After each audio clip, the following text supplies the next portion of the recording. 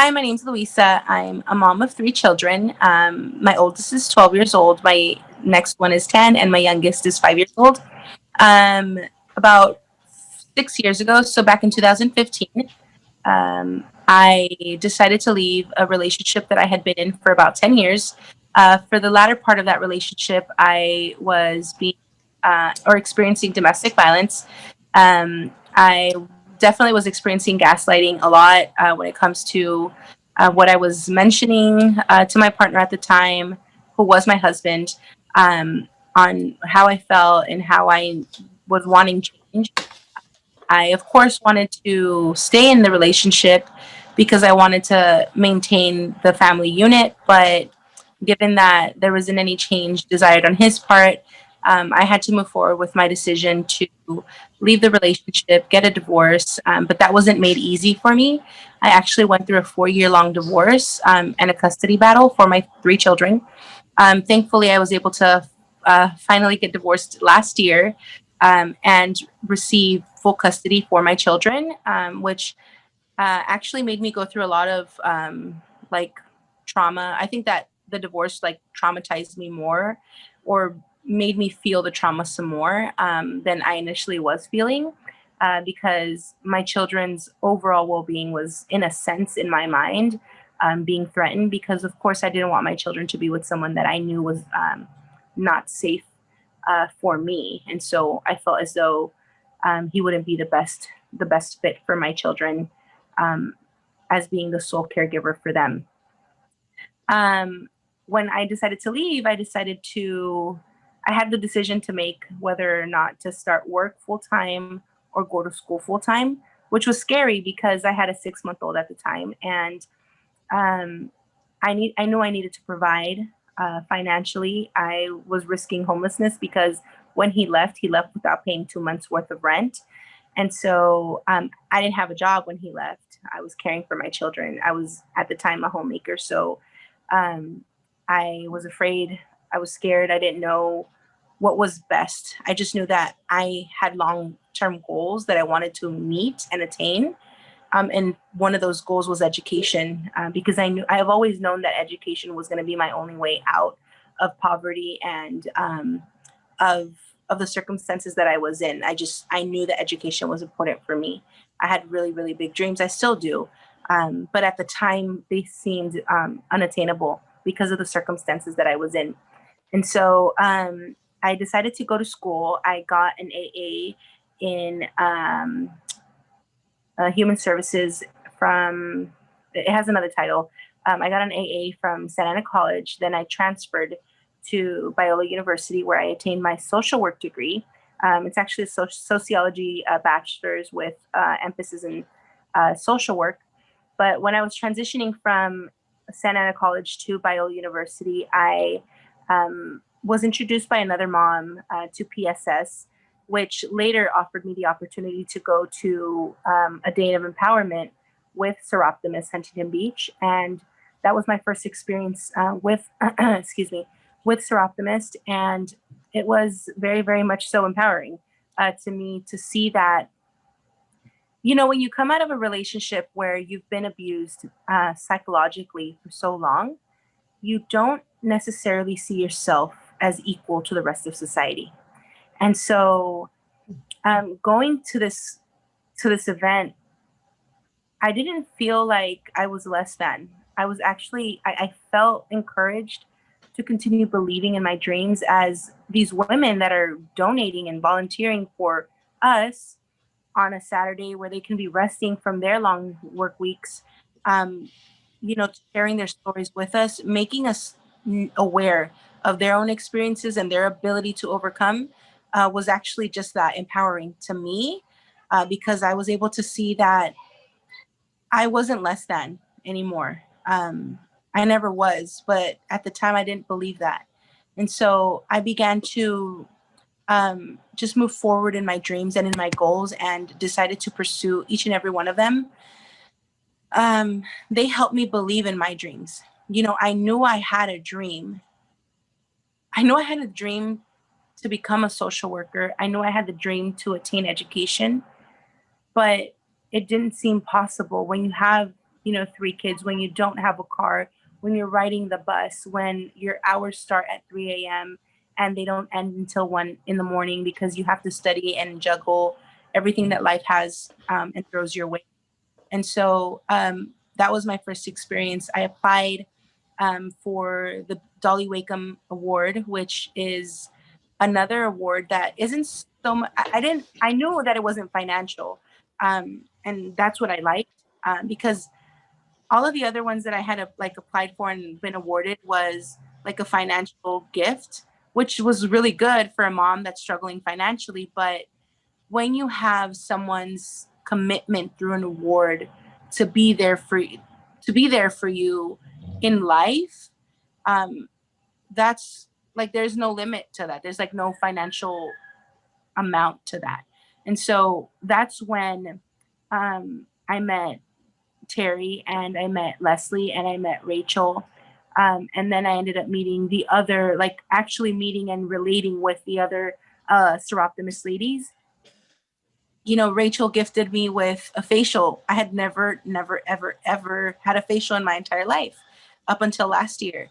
I was 29 no, 30. I was 29 at the time. So for a woman, I think that that's a big deal. Just for once being able to care for your face, like adequately, was something that I really enjoyed. And then just knowing like that all the ladies gifted my children with so many gifts for Christmas, with so many like clothing, cards, like everything. I still look. I'm going to show you every card that I've gotten from Soroptimist. Well, some of them are in the envelopes still. Like I put them back on the envelopes, but so many like the cards. I have cards from the Soroptimist ladies that I hold on to, because when I'm at work, which I'm working from home now, and I stop believing in my dream, I look at what they believe, and so that for me is something that I cherish.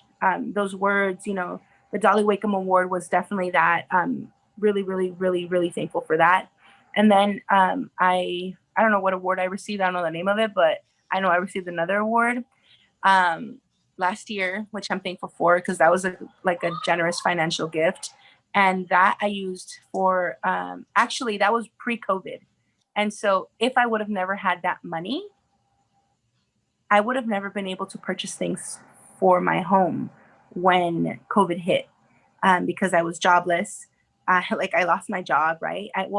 Yeah, in the transition, I ended up like not having a job, and then I didn't have money, so I saved that money and I put it to good use by feeding my kids and buying the things that I needed because prices went up, and thankfully I had that. So when it comes to the impact that Seroptimus has had in my life, there's no financial like there's no price tag on that.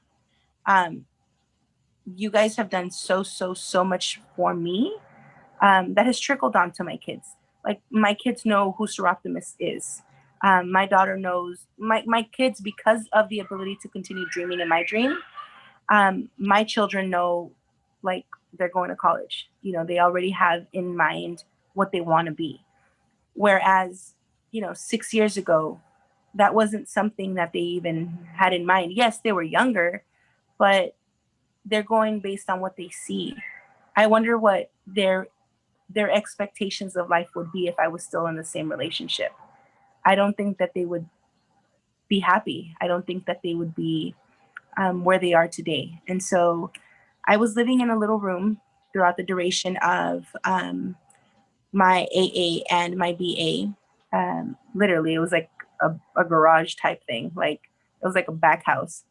Um, I was living in a two-bedroom, but it like my room was isolated from the home, so we had to like cross over to go to the restroom, cross over to go to the kitchen, and living that way when the rest of your friends are living in a nice home isn't really nice. It's not a nice feeling. But I made do with what I had, and I began to work really, really hard out of college. I applied for my master's program, which I'm in now. This is my first year in my master's. I'll be done with this semester, and I'll be moving on to my second year. And so I'm almost there, like I'm I'm almost there. And although many people pursue a PhD, I'm actually looking to pursuing another master's in social work so that eventually I can start my own business. I want to be able to help people within the church and outside of the church deal with domestic violence circumstances. I feel as though many times within the church and outside of the church, um, families are experiencing domestic abuse, and the children are too. A lot of times we see that the mother or the father is being physically abused. And in the midst of all of that, the children are watching and the trauma is occurring to them as well. So I find that people, when they're pursuing, recovery from domestic abuse, the last ones that are taken care of are the children. And so I want to be able to create a space where both parents and children, can recover from the abuse. Um, Abuse is addiction in a sense. You become codependent. And when you choose to leave that person, you choose to leave the addiction to the trauma, the addiction to the pain, the addiction to the arguments, to the constant instability, emotional instability, and psychological instability. And so, when you do that as a parent, your children do as well. And so, in the beginning, it's more of a shock. It becomes into a longing, and you really wrestle with going back. Like, life was not as difficult when you're with the abuser, because either that person is the main source of income, or that person gives you like these little waves of attention that you no longer have because you're so busy taking care of everything else that that person at one point took care of. And I have to be honest, I think that, um, when I was with Soroptimist, that was about year 2 of being separated from him.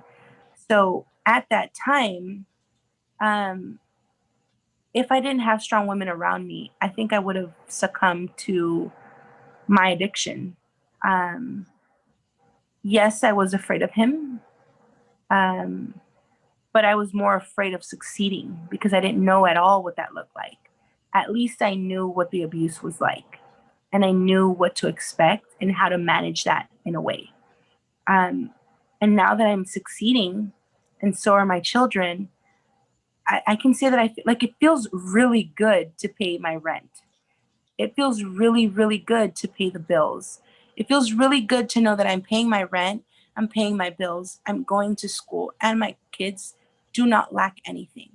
Um, they have shelter, they have food, they have clothing. Where, last year I couldn't do that. And so it's like I'm living my dream. I'm beginning to live my dream. I'm not fully there yet, but I'm one step closer, two steps closer. And so that has all been possible because of programs like Soroptimist, because of programs that are in it's the web, like PSS and Soroptimist interconnected. And that allowed for me to find you guys, stay with you guys, and continue believing. And even now, like I'm in my master's, you guys only made the commitment until I finish my bachelor's, yet you guys are still involved in my life and in my children's life. And that's something that I'm not used to. And I'm thankful for. And so um, that is what Sir Optimus has done for me and my children. Um, And quite honestly, like I want other people to experience this. I want other women, or like right now, I know that Seroptimus is serving women, but we never know what if like a Seroptimus mom creates a, some form of like a male Seroptimus program. I don't know. Um, that would be amazing. That would be great to see people creating and developing programs for people that are experiencing things like we have. Sir Optimus is so involved in so many other things like human trafficking and helping these young girls, come out of like their trauma. and pursue and desire education. And I want to be a part of that too. I know that right now, because of everything that I'm involved in, I can't be there as I want to, but I know that one day I will be, and one day I will be also able um, to have other girls believe, other moms believe, other little girls watching their moms um, choose education and choose pursuing their dreams with the assistance of organizations like Soroptimist. So I can't say thank you enough. I think that it would require an entire lifetime to show through my actions how thankful I am, because without it, I wouldn't have, I honestly wouldn't have my dreams. I can, there, a BA, that was a dream. Like I have it. It's no longer a dream. An MA, it's still a dream because I don't have it yet, but soon it will be. And so when I have it, like I have to start thinking about what it's going to be like to buy a house, because I'm like almost there. I'm almost to the next step of my dreams.